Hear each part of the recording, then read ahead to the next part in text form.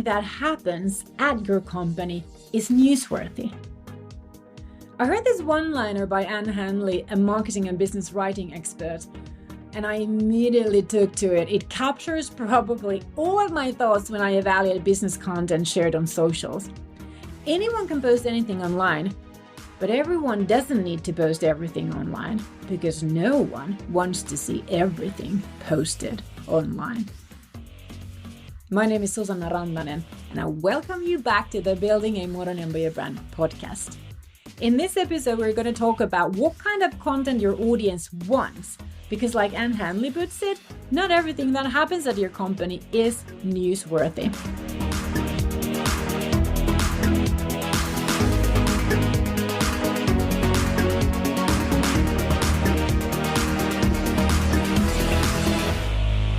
Do you want to hear the secret to creating content your audience wants? Because I bet you do. The secret is that your audience wants to see content that matches with what they are interested in. As you can see, it's really not a secret, but a very logical fact. I can also reveal to you your audience most likely is not interested in hearing about your company news of any sort, unless they have something directly to do with those news. So you can cross out content ideas like these: product updates, unless targeted to your product users or developers, and add value to how they use or how they access your product, or those news impact the cost or the availability of your products or some of its features. Only then do product updates. Same goes for service updates. Same goes for brand updates, as in, we updated our logo and visuals. No one outside your company cares. Probably not even everyone inside your company. Press releases shared on your blog and social media. They're not meant for your general audience, but for the press, with the purpose of the press picking up a story, writing about it. And if you do send lots of press releases, you know how rarely journalists actually pick those up and suggest a story. So imagine how little the general public cares about your press releases. Anything general posted on your company blog, cross it out. Nobody cares about that either. I know, it's so painful to hear. But just consider yourself. Is this the kind of content you welcome with open arms on your news feeds? No, it isn't. So the real secret to creating content your audience wants is to think, what would your specific target audience find useful? I want you to stop there. I want you to really taste that word, useful. How does it taste? Useful. I checked the Oxford Languages on the web. Here's what they say about the word useful. Able to be used for a practical purpose in several ways. Information capable of being put to use, says Merriam-Webster.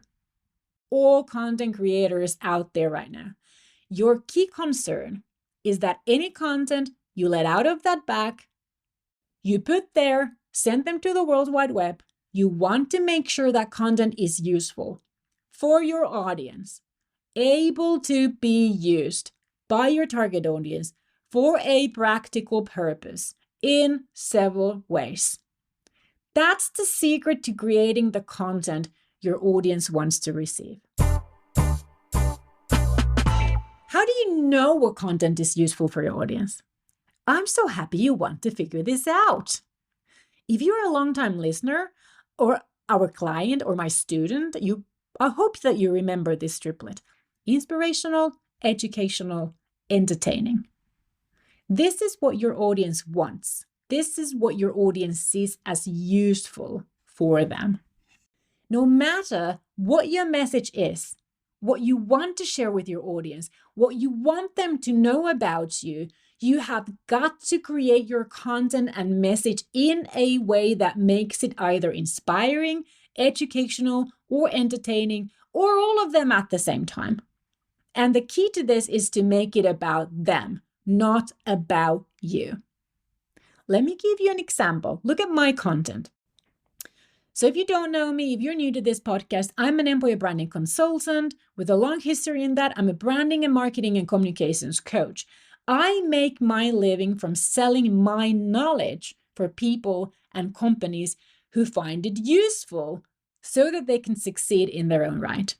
I very rarely share content about my services.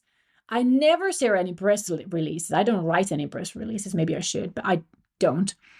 I very rarely share content about my service-related news or silly, funny things or memorable moments within our team. When I do, I can see the traction of those posts is so much less than on the content that I spend most of my time creating and sharing. Those funny things and memorable moments or information about our services, those are very meaningful content for me and my team, but not to you that much. And content like this podcast, useful stuff for you as a listener. I don't need to keep telling you what you can buy from me, even though I have done that for a few episodes now at the end of the episode, but you can stop before I start my rant, But I don't really need to keep telling and sharing daily content about what you can buy from me. I prove what my value for you is through my content. And if you can't manage on your own when it comes to branding and marketing and creating content, you already know what I'm capable of, and you can turn to me. Now let's turn this to you. Instead of creating content about you, your career opportunities, your services, your business, which I call Mimi content and Mimi marketing, try to turn your content idea the other way around. Think about what makes this idea, this news, or this information useful for the people that you want to read it or hear it. It requires you to become more interested in your audience to see how your company's experiences and knowledge might serve as useful content for your audience's situations. That's what marketing really is. We don't do marketing for us. We do it for our target audiences so that when they win, we win too. Use data. Apply keyword search tools. See how artificial intelligence like the ChatGPT can help you forward. So what is inspirational content? Inspirational content is any type of media, such as speech, story, quote, image, video, long-form video, short-form video, reels, TikToks. Any type of media that is intended to inspire or motivate the viewer or the listener. It's designed to evoke positive emotions and encourage individuals to take action towards achieving their goals, their dreams, or aspirations. Inspirational content can come in many forms, and it often revolves around themes of courage, determination, perseverance, hope, positivity. It may highlight the achievements of individuals who have overcome challenges or obstacles, or it may encourage people to adopt a more optimistic outlook on life. Some good examples of inspirational content include motivational speeches by successful entrepreneurs, visionary entrepreneurs, uplifting quotes or affirmations shared on social media, inspiring books or movies that tell a story of people who have achieved great things despite adversity, or even images or memes that convey a powerful message of hope and encouragement.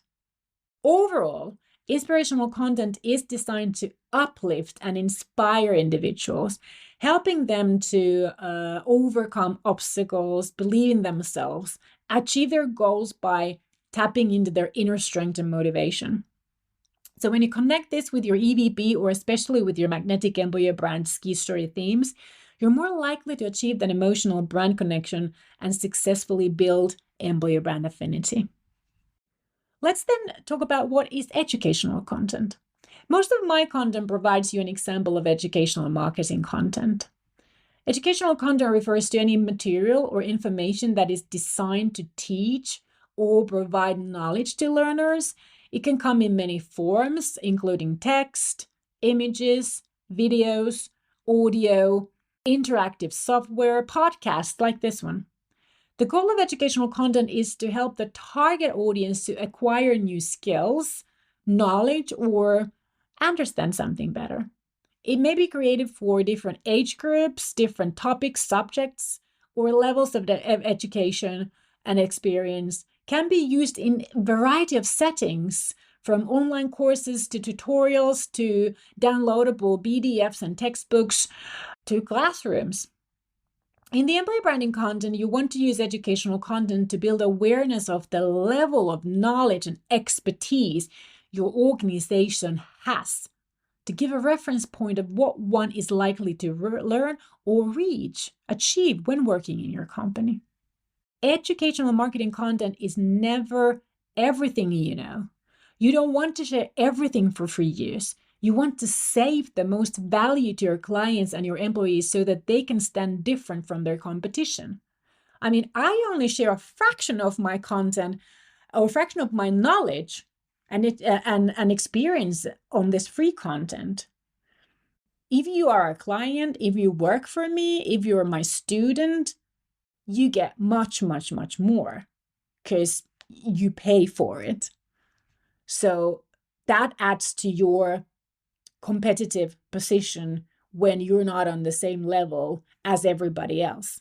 So for free marketing, educational marketing content, you only share a fraction that what people who work for you, who buy from you, get. Because after all, why would anyone want to be our client or our employee or our student if that decision didn't provide them a big leap forward in front of from their competitors? So that's very important to keep in mind. Some common examples of educational content include presentations, ebooks, lesson plans, quizzes, worksheets, video tips. The content may be developed by educators or subject matter experts like your own employees, or by marketing people who gets the subject matter expertise from those who have it and just create the content out of it. Overall, educational content is an essential component of effective brand marketing these days, and it fits branding strategies for service companies and employers of all sizes and industries. Then I want to talk about what is entertaining content. Social media is the best place to share entertaining content, so I'm going to customize the answer to this question as what entertaining social media content is. Entertaining social media content is any type of content that is designed to engage and amuse social media users. This can include a wide range of formats such as videos, GIFs, photos, written content, memes, quotes. Entertaining social media content often has a light-hearted or humorous tone and is intended to provide users with a brief escape from their daily routine or to provide a moment of amusement.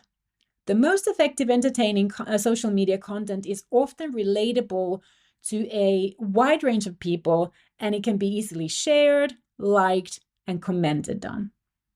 Examples of entertaining social media content might include funny memes or GIFs that use humor to comment on current events or popular culture, short videos that feature amusing skits or unexpected twists, written content that uses wits and humor to make a point or share a story, eye-catching photos that use clever angles or visual effects to catch users' attention. Ultimately, the goal of entertaining social media content is for you to create a positive experience for social media users who follow you, who see your content, to build engagement with your employer brand or a personal brand and your community. When you provide your relevant followers and non-followers with content that they find engaging and enjoyable and useful as a business marketer, you can help build stronger relationships with your followers and expand your social media reach and engagement to your content. Did you find my content useful?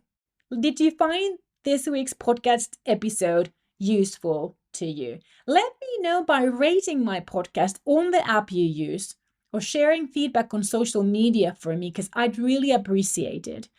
Hearing that your work matters to people is important to everyone, me included. Then to my weekly reminder, now that I have your ears, just reminding you that if you need someone to coach and hold you accountable as you build your employer brand or personal brand using content and social media as your tools, I'm that coach. I have really long experience from this. I've been working as an HR industry professional myself since 2002.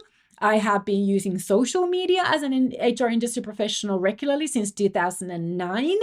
And I have literally developed and designed ways to use social media for HR marketing and employer branding purposes early on, like since 2009.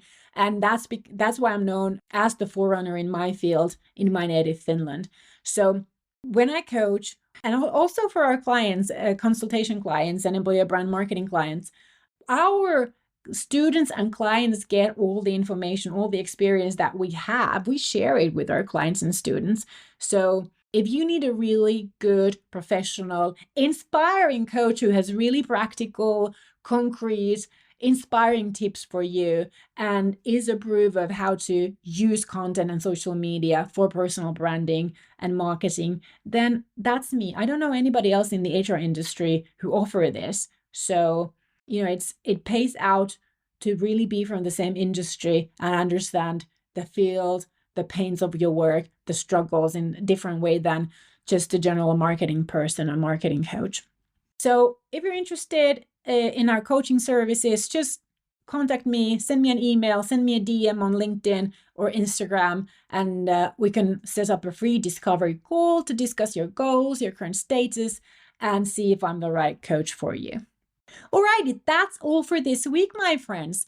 Come back next week for more branding, marketing, and communications juice to keep you going with employee branding, recruitment, marketing, and personal branding. If you forgot already, my name is Susanna Rantanen, and I teach branding, marketing, and communications for HR industry professionals who want to build a successful career and get the life you deserve. Thanks for listening. Until next week, happy content creation. Moi moi.